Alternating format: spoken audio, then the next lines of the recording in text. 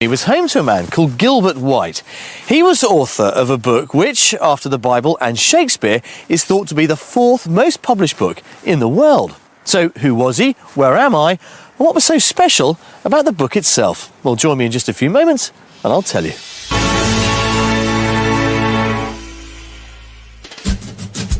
On today's show, I'm trying to find a house for a couple who've seen over 40 properties while searching for a bottom-heavy home. And it's an upstairs downsize that proves a bit tricky. I know what you're after. You want 3 bedrooms on the upstairs and Buckingham Palace on the ground floor. But I pin my final hope on the mystery house. Can look inside now then. We can look inside, provided you buy it. Well, today we're in Hampshire, and the Wakes, as it's known behind me, Gilbert White's house, was his home during the late 18th century when he was one of the country's leading naturalists. But what set White apart from many of his peers is that he decided to study animals that were living rather than those that had been killed and stuffed from the comfort of their own studies. Now, all this sounds obvious enough, but at the time, it was pioneering stuff. And he drew his thoughts together in this, Gilbert White's The Natural History of Sellball. Not only was it a bestseller, not only did it really cement his reputation as the world's first great ecologist, but what's more, it's never ever been out of print. Hampshire is bordered by 5 counties, including Dorset, Wiltshire and West Sussex, whilst its southern coastline stretches for more than 34 miles, with views towards the Isle of Wight. Throughout the county, there's a network of diverse canals and rivers, like the River Test. World famous for its superb trout fishing, the Test meanders its way through some of the most attractive villages in the county, such as Chilbolton with its thatched houses. And there's also the unspoilt beauty of East Meon, nestled in the Meon Valley. On the 900th anniversary of the Domesday Book, East Meon was chosen as the Domesday Village, as its layout today echoes that of Norman times. With history and coastline in abundance, it's no surprise that Hampshire is a very sought-after location for would-be country types. Well, as you can see, the landscape here in Hampshire is dominated with some wonderful buildings, but of course all of that comes at a price. Your average family 4-bed detached home will set you back around about £344,000. That's a cool £90,000 above the national average. Why? Well, essentially, this is commuter belt. Those close links to the capital have long held sway over prices here. But if you want some gorgeous houses with lots of character, then Hampshire could well be the place for you. This 3-bedroom Grade 2 listed detached cottage in Titchfield is on the market for just shy of £300,000. It has a showstopper of an inglenook in the sitting room, and outside, the timbers provide an attractive backdrop to the secluded courtyard garden. Priced at £650,000 is this 3-bedroom Grade 2 listed property in Hamble. It comes complete with a stunning modern kitchen and a good-sized bathroom with freestanding bath. There's also a spacious open-plan living and dining area with a feature fireplace. And if you have deep pockets, maybe you could stretch to this 3-bedroom bespoke property in Bashley for £865,000. Set in 2 acres of garden and paddocks, it features stunning timber-vaulted ceilings in the 2 spacious reception rooms, and there's a range cooker in the modern kitchen. Well, if that little selection has whetted your appetite and tempted you to move to Hampshire, you're in good company, because that's exactly what today's buyers want to do too. Business consultant Alan and administrator Julie have been married for over 30 years and have lived in their 5-bedroom house in Woking, Surrey since 1995. But since their youngest son Alex started university, they've been thinking seriously about downsizing with a country move. I'd like to move to the country because I like peace and quiet. And although it's very quiet here, Woking is very built up and quite noisy. So access to nice country walks and some good pubs would be nice.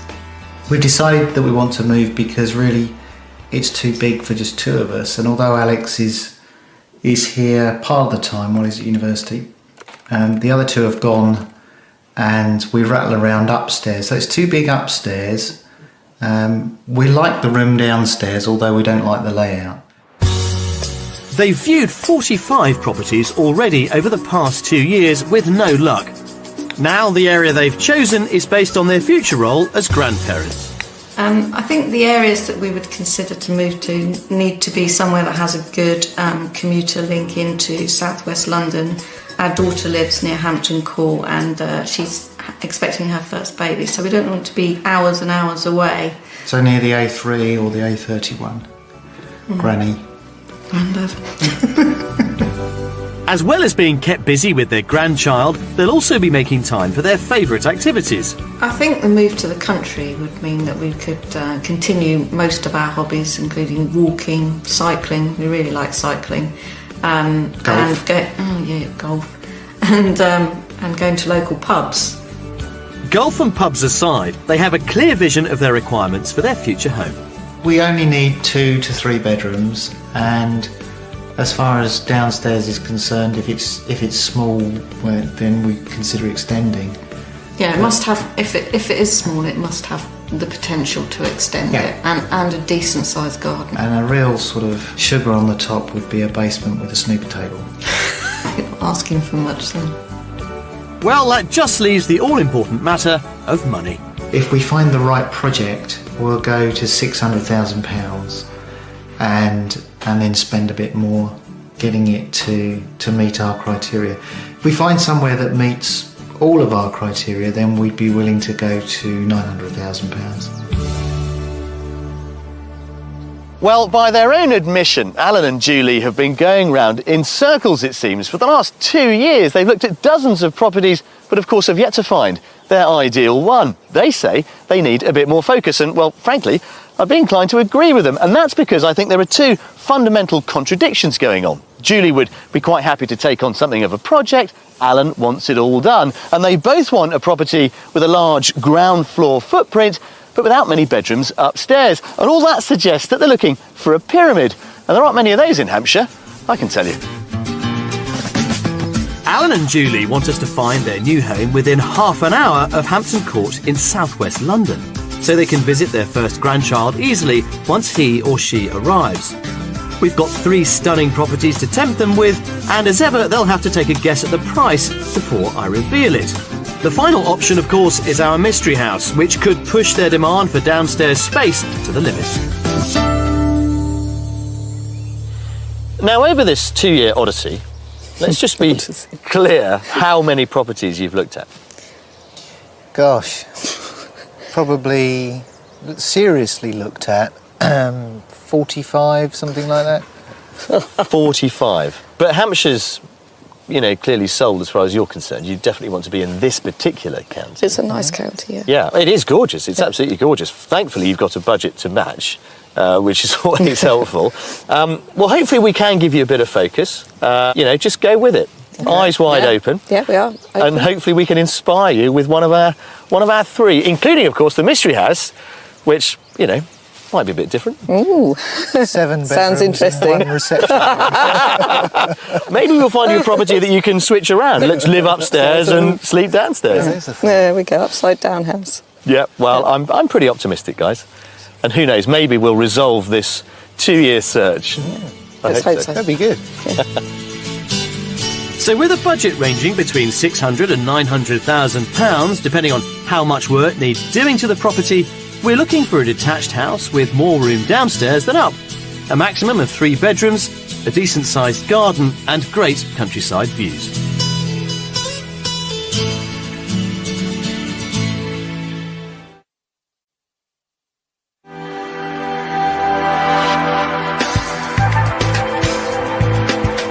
We've travelled around 25 minutes from Hampton Court and close to the Hampshire village of Crookham, which is the nearest place to offer amenities such as a post office, local shop and tea room, plus that all-important pub for them to socialise in.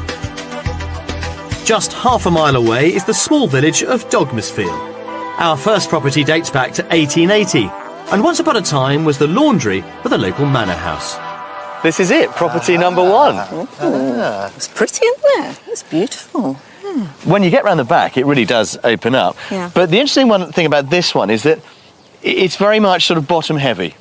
Good. Lots of room downstairs, not a huge amount of room upstairs, but that's what we're after. Yep. Shall we? Yeah, Come on, have a look let's inside. see. Yeah. It's a hard task to find a property with more room downstairs than up, but I think we might just have cracked it with this one. Right, in you come.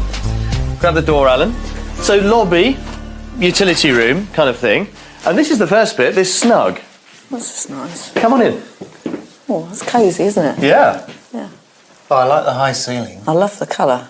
You wouldn't expect this, would you, in here, actually, with the picture rail and so forth. Yeah, I like this. It's unusual. Yeah, Okay. Yeah, want to see more now. Right, kitchen. Have a look at this. Come in here. There. How about this? Oh, wow. Yeah. Oh, Yeah? Yeah, nice. I should imagine they live in here. You would, wouldn't Yeah, you, really? you would. Yeah, this would be the main focus for it. Again, coming back to this issue of size and you're trying to downsize, is this too big? Is it too small? No, it seems It's a not- good size. It's not too big, but could well be big enough, yeah. It looks like this house is delivering exactly what they want size-wise, but there's plenty more to see downstairs. So here we are. Another reception room for you. Now they've got a bit of a sort of study area going on in the corner there. But the focus of the room is very much this working fireplace. It's a nice room. I like the way that it's got different sloping ceiling, and this is a much lower part of the... It is. If you think about the 3-bedroom houses we've looked at, downstairs is much smaller than these rooms. Yeah. Good. That's excellent. That's the sort of balance I was hoping we would Yeah, no, it's good size. achieve. Well, you could have a fourth reception room Right. next door, Oh, really? Okay. but it's currently the master bedroom. Oh, right, okay. Okay. I'm not sure whether a ground floor bedroom is to Alan and Julie's liking, but I think this next room could be well worth a gamble. Okay. Very nice. Oh, Yeah? Yeah. with nice. stairs. Yeah, now the stairs, you would think, go to an ensuite. Yeah. They go to a huge dressing room. Oh, brilliant. Yeah, huge dressing room up there. But the reason it's the master is because the family bathroom is right next door Yep. here. So it's not technically en suite, although it's just Yeah. around the corner. But it could be another reception room if you wanted it to be. It's nice as a bedroom, though, isn't it? Works as a bedroom, doesn't it? I mean, not everybody's into bedrooms on the ground floor. But, I mean, that's the kind of compromise you might want to make, because we've got 2 bedrooms upstairs. Yeah. Okay.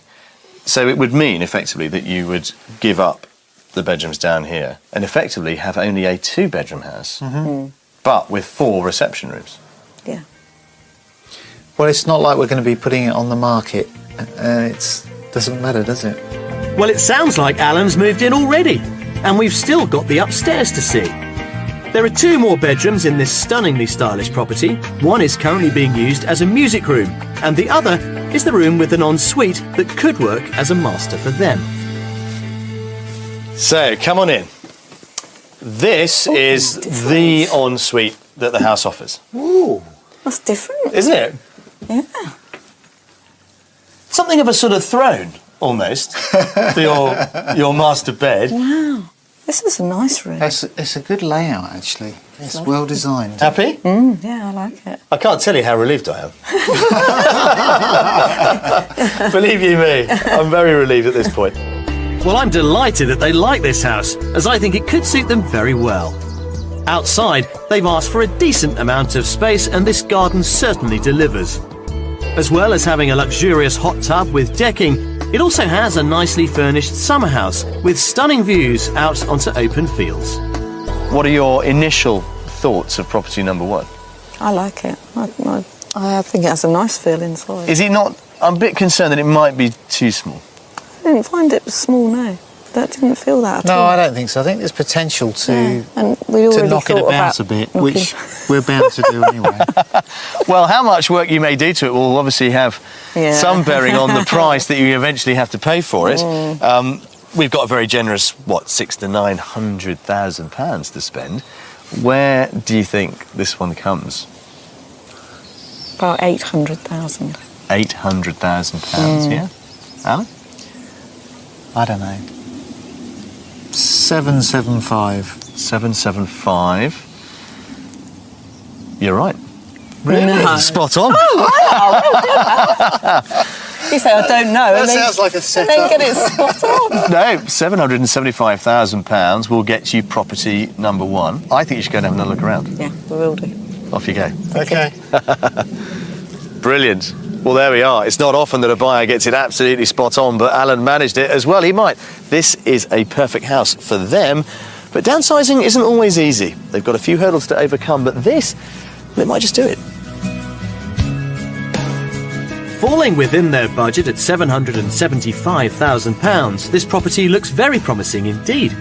It has loads of reception space downstairs, 3 bedrooms, a huge garden, and attractive views. I really like this property. I'm surprised, but I do like it. It doesn't feel small. Sometimes you get a feel, you come in and you go, this is a nice house, I could live here. It's probably up there in the top 5, let's say, of properties we've looked at. Worthy of serious consideration. Right. Out you come. Well, how do we feel about downsizing now we've seen property number one? Yeah, pretty good. Yeah, I like it. Still happy? Still Yeah. convinced it's the way to go? Yes. Okay. Well, let's see what you make of house number 2. Okay.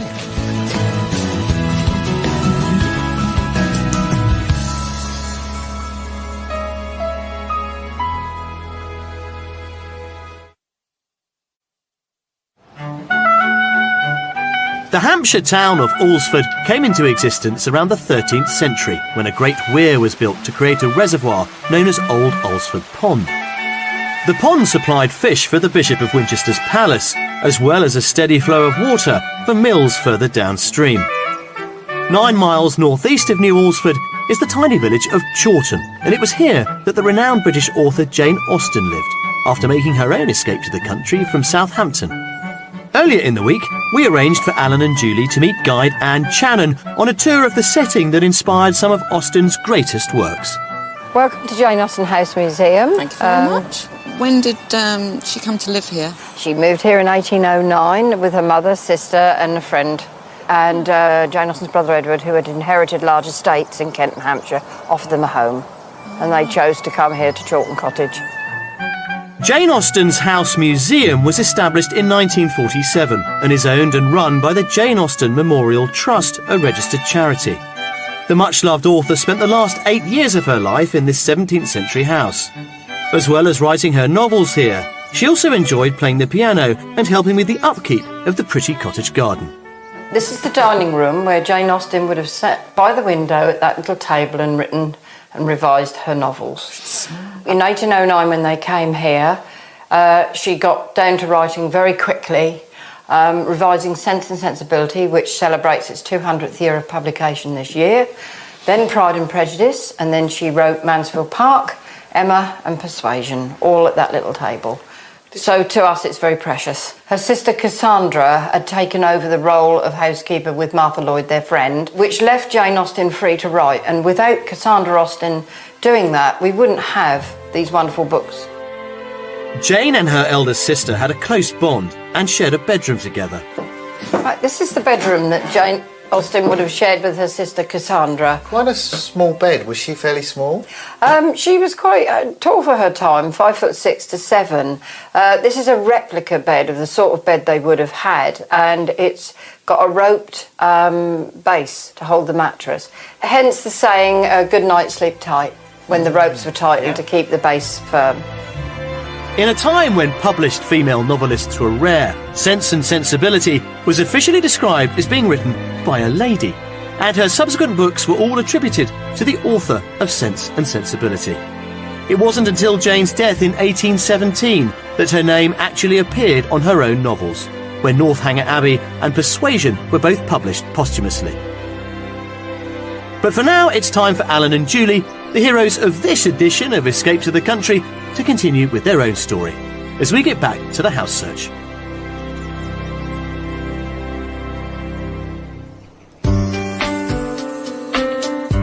We've travelled around 30 miles from Hampton Court to the East Hampshire village of Medstead.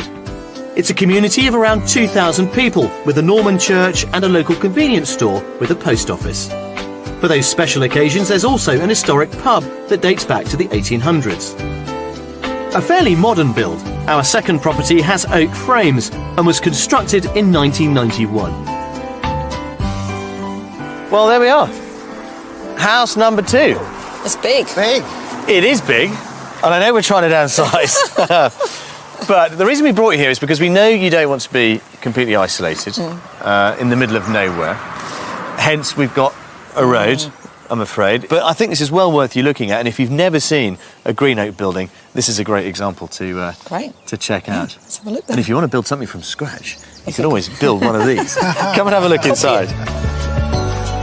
Yes, it is a large house, but Alan and Julie are definitely after a lot of space downstairs, at least. So let's see how we get on.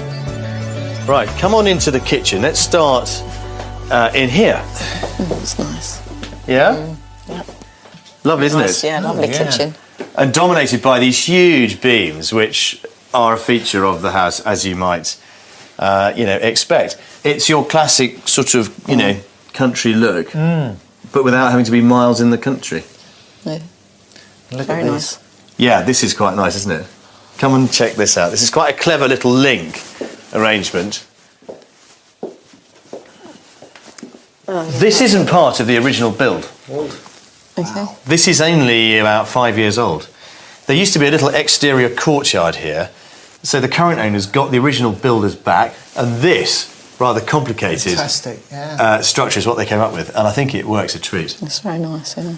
So what's under there? That's not the garage, is it? Yeah, that goes into a utility room that's Okay. on the ground floor of the garage that leads on to the double garage itself. But of course, the staircase gets us up to something of a playroom with one of the 5. Sorry about this. 5 bedrooms that's on offer, and that is en suite too. wow. So you've got a separate sort of guest room, if you like. So just thinking about your daughter with grandchild, potentially noisy separate. baby. You're totally separate. So with the future grandchild space sorted out, let's find somewhere for Grandma and Grandpa to relax. So back across the hallway, there's a nice little study in there. But this is the main reception room. Oh, it's a good sized room, isn't it? Yeah. Goes the full width of the Double building. aspect, nice. What about these beams then? Yeah, nice. Solid, aren't they? Yeah, that's Like beans. very different to the other one. I don't know, I don't feel quite the same as I did in the other one. Really? Yeah. What is it then? Is it because it's too No, big, or? Yeah, actually, I think it is. I think it's too big. But we This haven't is- been upstairs no, yet. No, but this is not downsizing. No, This is the I same don't size feel as that. we've got now. I think I prefer this one inside. It's lighter. We're gonna Because differ here. I like the wood, and it's more modern in its way. Alan seems to like this place, and I'm hoping the upstairs might win Julie round.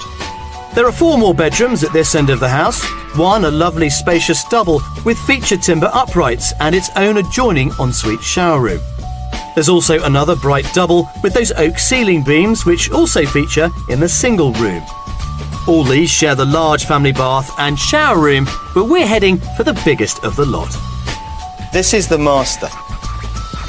Come on into here. It's beautiful. Yeah? Yep. Beautiful bedroom. Have a look at that. Dressing room in there. Oh, yeah. Yeah, walk-in wardrobe kind of thing. Yeah? And through there, very nice, very funky ensuite bathroom. Just look at the bath. Yeah? Yeah, lovely. So, that's the sort of style that we've got up here. I like the way the ceilings go Yeah, into no. the loft. Yeah. Really sort of opens it up, doesn't it? But is it floating your boat, Alan? That's what worries me. It is mine. I'm not sure it is Julie's, though. No, it's not doing it for me. It's a beautiful house, but it's... It's a big house. And that's what we have at the moment. This is the problem, though, isn't it? I know what you're after. You want 3 bedrooms on the upstairs and Buckingham Palace on the ground floor. Yeah, kind of. I don't know what we're going to do. Can't we just forget there are 5 bedrooms? Just close them off. Yeah. It is a beautiful house. Very Yeah. well put together. With opinions still split on this property, the only part left to see is the garden, which certainly meets their requirements of a decent size, to say the least. The price on this one is clearly going to have a bearing as ever. Now, you were right on our last one. Was. So I'm going to let you go first on this one. I'd actually go probably over budget. So let's say £915. £915,000, yeah? Just over your top spend. Yeah, I think it's less than that. I think 875. 875. OK, you're both wrong. Here's the good news. This is on the market for 795. Good grief. Okay. Do you think that's cheap? I do. For the amount of house, yes. Yeah. Yeah. Go on, work your magic. I'm going on. Take her off. Twist her arm. At £795,000, this stunning and spacious property is well within their budget and offers a great deal. It has a lovely social reception space and 4 bedrooms in the main house. There's also an annex area for when their family and future grandchild comes to stay, and outside has a good-sized garden. I think that this property is not downsizing. It's as big as the house we've got now. I think that the room sizes downstairs are really good. I'd like them in a slightly different configuration so that they could flow into one another more. For me, it's perfect in terms of construct and the fact that it's modern. But in the main house, there are 4 bedrooms and we probably only need 2. So upstairs is too large at the moment unless we found a different use for it. Out you go. There. Now then, the big question is, did you manage to persuade Julie? I'm not going to tell you.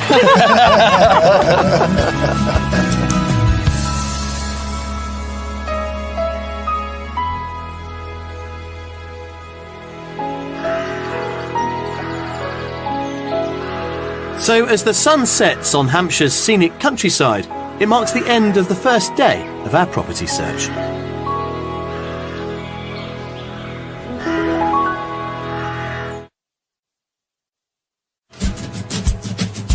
Alan and Julie are looking to downsize from their 5-bedroom house in Woking, Surrey, to head for the Hampshire countryside.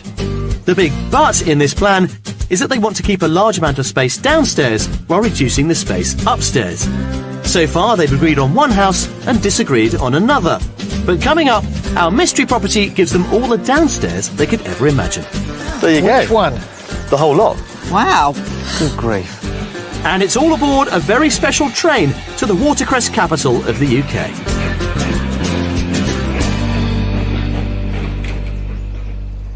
Well, as you can see, it's a glorious start to our final day of house hunting here with Alan and with Julie, a couple who have looked at, well, dozens of properties over the last 2 years, but have yet to find one they like. To call them picky, well, frankly, that's something of an understatement. Now, when we started, we suggested that they might need something like a pyramid. So, our mystery house is anything but.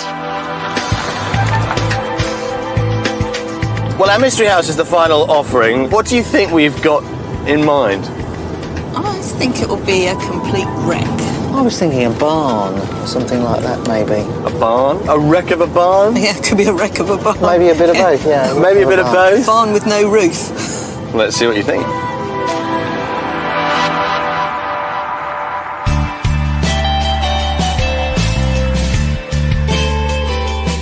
We're travelling to the Surrey village of Pirbright and its outlying communities. With most of the houses based around a large village green, its church was rebuilt late in the 18th century in true Georgian style, and it offers amenities such as a parish shop and a cosy pub. For our mystery house, we've taken the biggest demand on their wish list and really run with it. They wanted a spacious downstairs. Well, they'll find that this property is all downstairs, being a Grade 2 listed barn conversion that's on one level. Another nice day. It's a lovely day.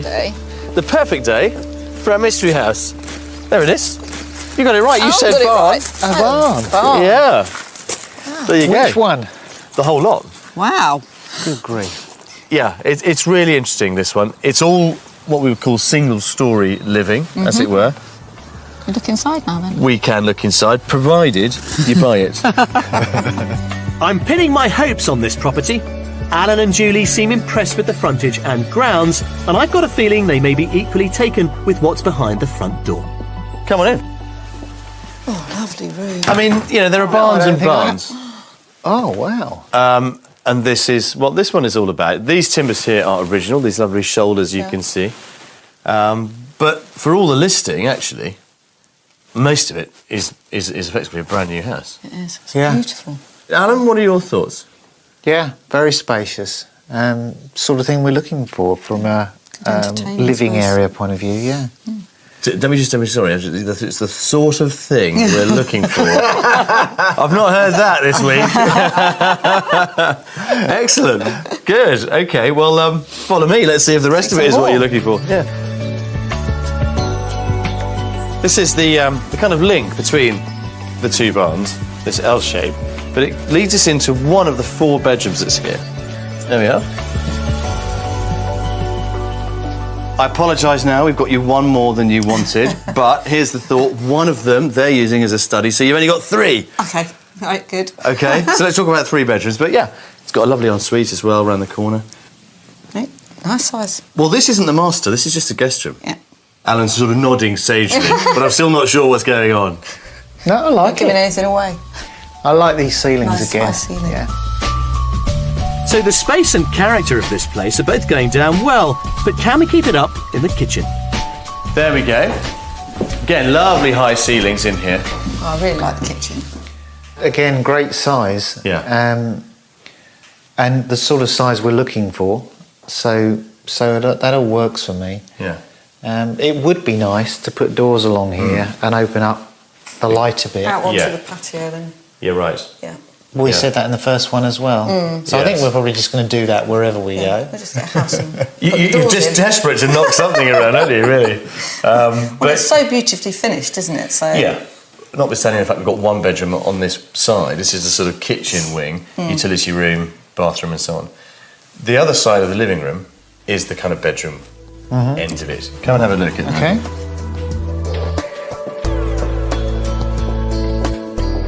So again, the link between the 2 barns is here. Back through the living room. Moving through here leads us to the 3 other bedrooms in this gorgeous conversion. There's a bright, good-sized double that could suit their son when he visits from university, and a single with plenty of storage, which is currently being used as a study. But we're heading for the largest bedroom of all. This would be your master.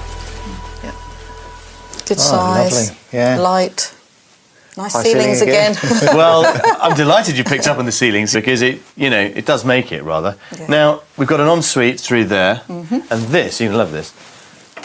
How about that? Huge walk-in wardrobe and dressing area. It's good. Don't know where Alan's putting his clothes. Well, yeah, you should think. So, yeah, in terms of, one level, how do we feel about that? Now we've seen the whole thing. I like it. I think it's a nice property. Yeah. I mean, I'm not hung up about No, you having don't. an upstairs or any of that sort of thing. Would you have come to see this one in particular if you'd just seen it on the internet? Yes, because of the view. Ah, okay. Yeah, it's the best view we've had for you, to be honest. Yeah. Okay, well, let's go out and enjoy it. It is fab. Yeah, follow me. This property offers a 1/4 of an acre of very sociable garden, so plenty of room to relax and enjoy those fantastic views of this part of the North Downs, also known as the Hog's Back. Well, there we are. That's rather nice, actually. It has to be said. Stunning view.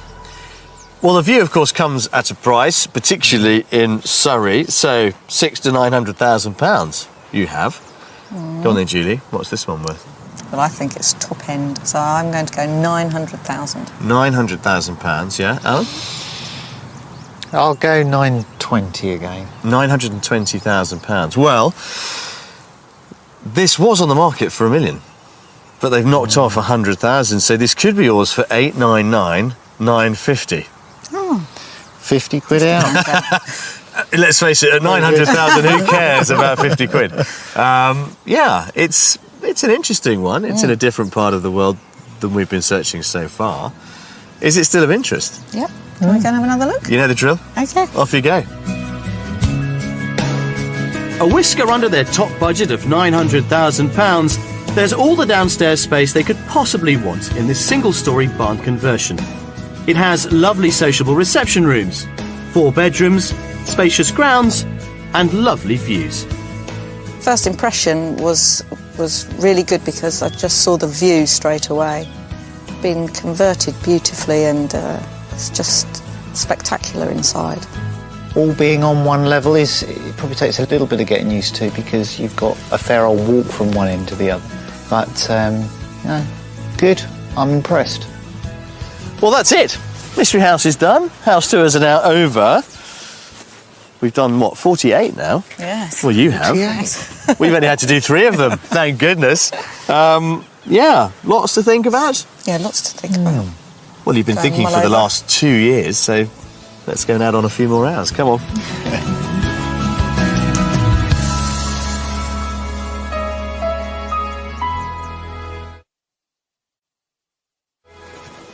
Now, Hampshire is the watercress capital of the UK, and the town of Alresford in the northeast of the county is home to this, the watercress line. It was opened in 1865 to aid in the speedy transportation of the perishable watercress to London.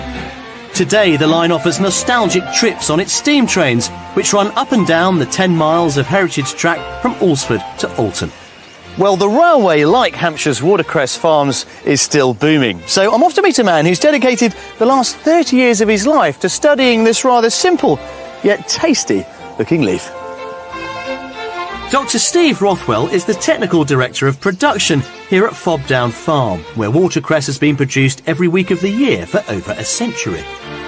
How big an area are you, well, farming, I suppose? Yeah? Well, our total watercress area is about, in old units, 58 acres. This farm's about 7.5 acres. So it's sizable for watercress. We're going across here? Yeah, we're just balancing across what we call a carrier, where water's moving from one block to another. Right, OK. But just... Oh, this is interesting, yeah. It's not too deep if you fall in. So, And look at this. It's very idyllic, isn't it? it is beautiful setting. I mean, we're fortunate that all watercress farms tend to be in the bottom of very pretty chalk valleys. You know, that's where the pure water rises. It's beautifully clear, isn't it? It's so clear because it's so pure. It's filtered through the chalk. Rain falling on the chalk hillside takes anything from 50 to 100 years to migrate through the chalk and then push up as springs in the valley bottom. Not only does the water provide the watercress with the minerals it needs to grow, the fertiliser if you like, but also because it's coming from quite deep in the chalk, it's a constant 10 centigrade, which in the winter warms the crop against frost and in the summer cools it. So it's that constancy of temperature. There are 40 watercress beds here on the farm, and approximately 10,000 gallons of water per hour are pumped for each one. Here's a crop just about to be harvested. Right, let's have a look. Can I just grab a handful? Sure. Yeah, it's fit to eat straight from the bed. I mean, you know, clean water, clean product. That's delicious.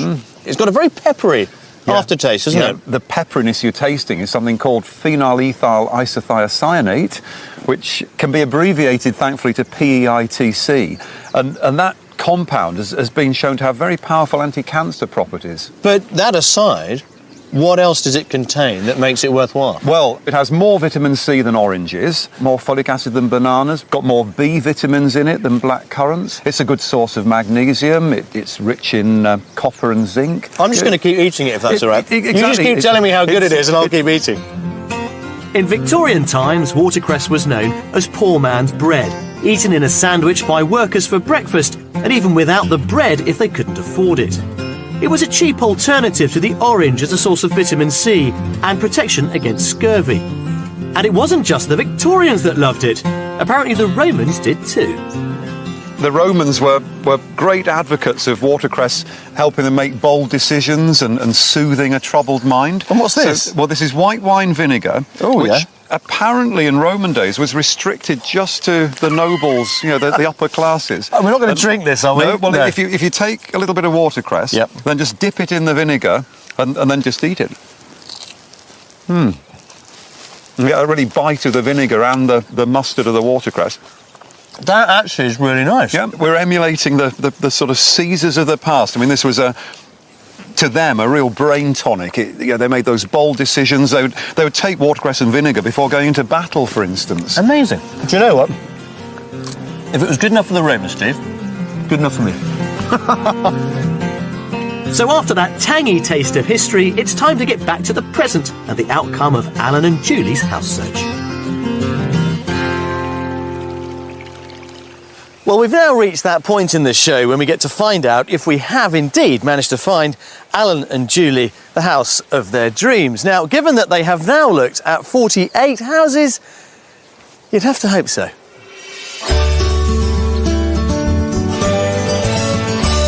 Well, Julie, Alan, when we sat down like this a couple of days ago, we were talking about the 45 properties that you had seen and not liked. We wondered what we would do over the course of 3 properties and whether we would find you one. I think there's one that has our attention. Well, that's interesting. Well, you kept that one quiet because I have no idea which one it is. OK, well, let's just think about the properties that we had a chance to show you. That lovely old laundry, the red brick building. So what are your thoughts on that now? Yeah, really like that one. It gave us the potential to do something that would be our stamp on it. OK, all right, Alan. A lot of it is downstairs, so you could Use it all. use it all, yeah. Yeah, interesting. So property number 2 then, our new green oak structure. Too big. Yeah, definitely. Beautiful house inside. I mean, the decoration and the wood was just superb. And certainly of the 3, that one had the best interior. OK, well, let's have a think about the mystery house then. Really lovely. Yeah. And I liked the house, but it was the noise of the road that I could hear that put me off. OK, well, you suggested that there was one that was a contender. I'm going to take a wild stab in the dark based on what you've just said. Number 1.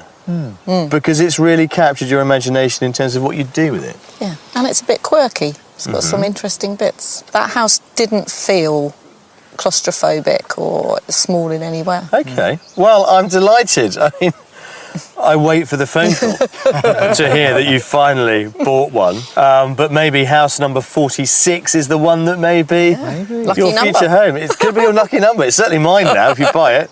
Guys, it's been a real pleasure. Thank you very much. We had a great time. As ever, let us know how you get on. Yeah, Will do. thank you. Brilliant.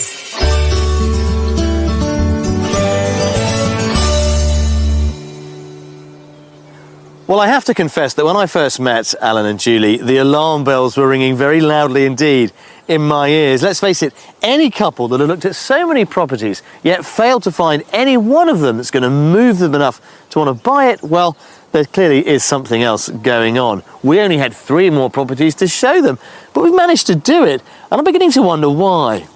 Maybe it's what Julie said. She said that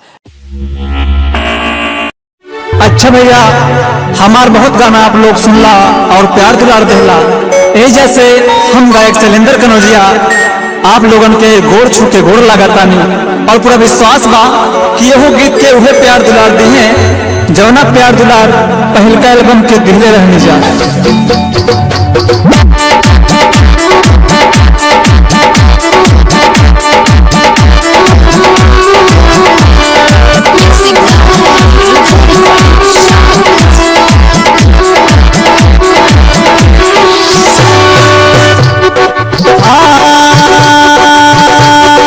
लागे ठाके छोड़ बिरी जाना ही जाइबे लागे ठाके छोड़ बिरी जाना ही जाइबे लागे ठाके छोड़ बिरी जाना ही